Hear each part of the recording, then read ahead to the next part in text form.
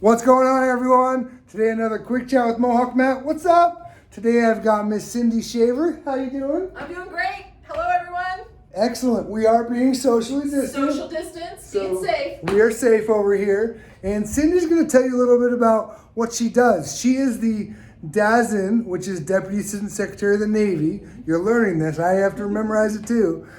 For procurement. She's going to kind of tell you what that is, what that means, and Cindy, take it away. Sure. So, pleasure to talk about DASN procurement. So, we do a lot of purchasing, about 120 billion plus a year. Woo! So, if you look at us like a Fortune 500 company, we'd be like number 20. So, big business, right?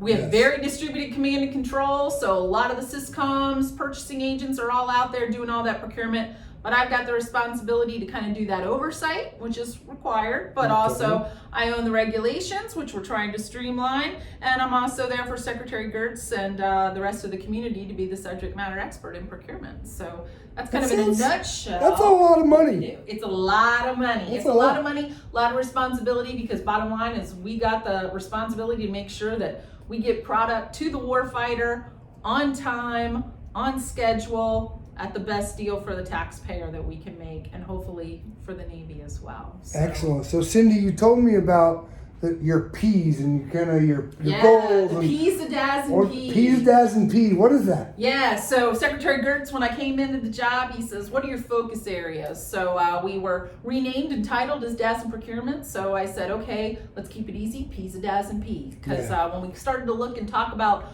what our focus areas were, it aligned well. So first of all, center of production is my contracting officers. All the contracting officers across the Navy. What can I do from the Pentagon to make sure those guys are able to meet the mission as efficiently and effectively as possible, on time, and also, get the best deal for the taxpayer, maintain that public trust. Excellent. So first P is people, making sure we got smart contracting officers, got wicked cost and pricing skills, know their product, and know the mission. I like the wicked cost and pricing skills. Wicked cost and pricing skills and good problem solvers, right? Because there's a lot of challenges out there. So making sure we get the right people in the job and we're doing the talent management, that's number one. Number two is performance. We got to perform, right? A lot of contracting, making sure that we're working with the customers, working with our program managers, we're setting those priorities and we're executing those procurements on time, and that we're also looking for ways to create new business strategies to incentivize industry, understand really what we're buying, and that we're sharing those ideas, right, to get the performance that we need. And then also making sure that we're doing it in an ethical and transparent manner, because having that public trust is all about what we do. That is important. So that performance is important. The next one is policy and process. Double P. Oh yeah, double P. Got to make sure that we're getting the processes streamlined, right? Scraping off those barnacles, and that we're matching the processes and the policies with the risks that we're taking.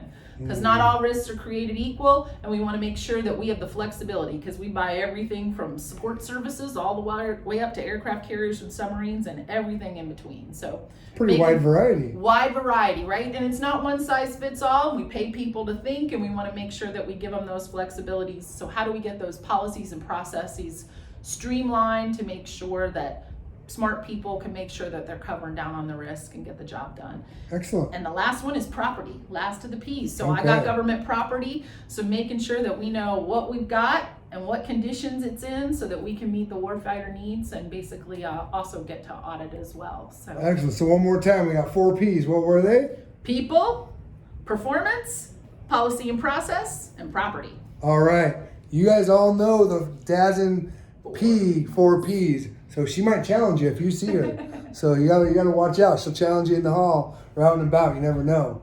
Anything else you want to share? Nope. Just appreciate everybody for working hard out there. And if there's anything I can do for you all out in the field, you know how to reach me.